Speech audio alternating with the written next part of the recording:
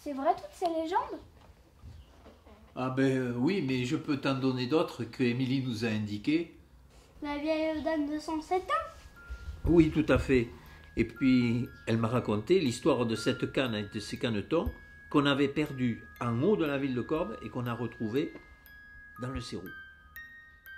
Puis sa camarade aussi lui avait raconté qu'elle avait navigué dans un lac à la Ruchaude. Aussi ai-je sillonné cette ville du nord au sud, d'est en ouest, à la recherche de ces mystères d'eau. Au sud du mont de Mordagne, qui fait immanquablement penser à un vaisseau sur la mer de nuages, se trouve la chapelle Saint-Jean.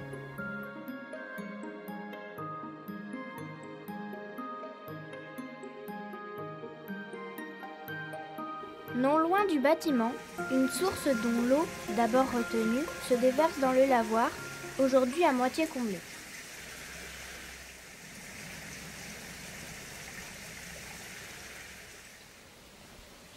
En suivant le fil de l'eau, j'arrive à l'Oros, petite rivière qui fut bordée de saules et de moulins, en apparence tranquille, mais dont les eaux ont quelquefois recouvert le village des Cabanes, à l'ouest de Corbe. Alors la première crue, enfin, à ma connaissance, c'est celle que j'ai connue moi, quand j'ai déménagé ici en 2001. C'était ici, entre 2001 et 2002, c'était l'hiver. Donc voilà. Et après, la plus grosse que j'ai pas connue, c'était ici. C'était en 50... 2-3 mars 50. Ah ouais, 2-3 mars 50, voilà. En amont, venant du nord, pour franchir cette rivière, dès le Moyen-Âge, les villageois construisirent un pont afin d'approvisionner la cité. Je remonte donc vers la ville. Ici, la chapelle dite Saint-Crucifix, édifiée en remerciement de l'arrêt de l'épidémie de la peste au XVe. Évidemment, à ses pieds, une source miraculeuse. Eau qui vient de la colline, faite de calcaire blanc. Je continue mon chemin. À la place du Théron, la pompe du 19e alimentait le quartier du Fourmiguier, dont l'activité était grande autour de la caserne. Sous ce mécanisme rouillé, la citerne, qui récolte les eaux captées plus haut, arrose aujourd'hui les jardins du paradis.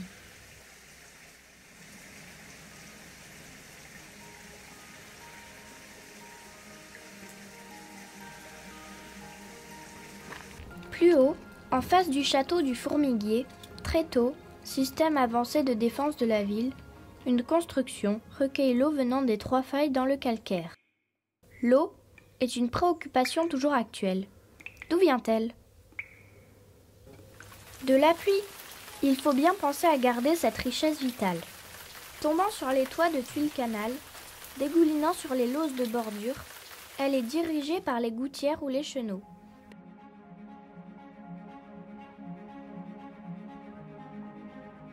Puis, les descendent vers les citernes de chaque maison, intégrées à leur construction.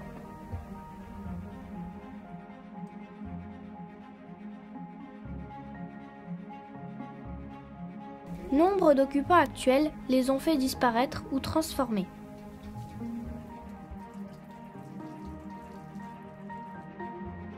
Pour l'été, les villageois de chaque quartier puisaient l'eau à une profondeur entre 5 et 10 mètres dans des puits ou personnels, ou mitoyens, ou même collectifs, tels ceux du chemin du paradis, de la place Fontournier et bien d'autres encore, dont une grande partie furent au siècle dernier détruits et comblés afin d'élargir les voies de communication. Mais l'activité humaine et animale nécessite aussi l'évacuation de déchets. Du Moyen-Âge à la Première Guerre mondiale, les matières organiques étaient évacuées hors de la maison, soit directement dans la rue, soit dans les venelles. Les eaux de pluie renvoyaient tout dans les rues et chemins que les touates évacuaient hors des remparts.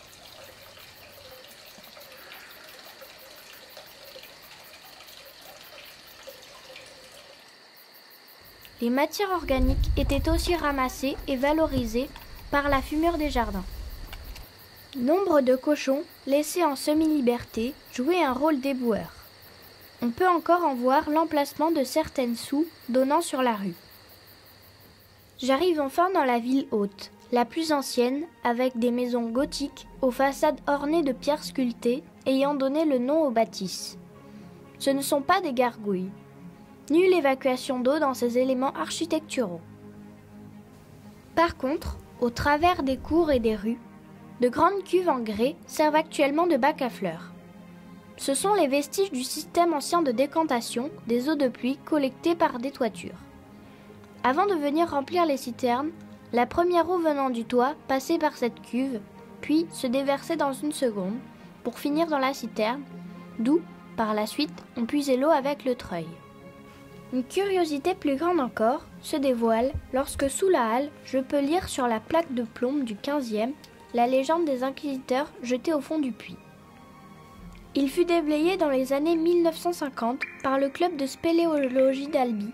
Les 30 mètres cubes d'eau qu'il cache au fond de ces 113 mètres furent sûrement une arme de dissuasion contre les sièges éventuels.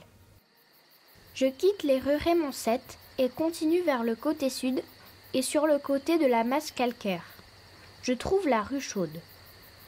Une petite rue où se niche la grande citerne médiévale avec sa pompe installée en 1842, éclairée à l'époque par un réverbère à huile, un endroit pour mettre sa lampe, un balancier pour remplir le seau, le trop-plein s'écoulant dans une canalisation de pierre, remplissant tour à tour les deux auges, la première pour les équidés, la seconde pour les bovins et ovins, avant de se répandre sur le pavé.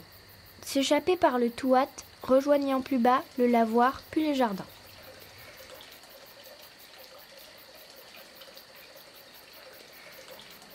Pour découvrir la provenance de cette eau toujours présente, même au plus fort des étés, il faut rentrer dans une ancienne maison à demi troglodyte. Au fond de ce qui fut l'écurie, une petite porte me permet de pénétrer dans une galerie dissimulée et taillée dans la roche. Des failles du calcaire tendre du mont de Mordagne suintent sur la paroi, mais aussi se condensent de l'eau que recueille une rigole. Longue de plusieurs mètres, une galerie draine le liquide vers la grande cuve que la pompe distribue.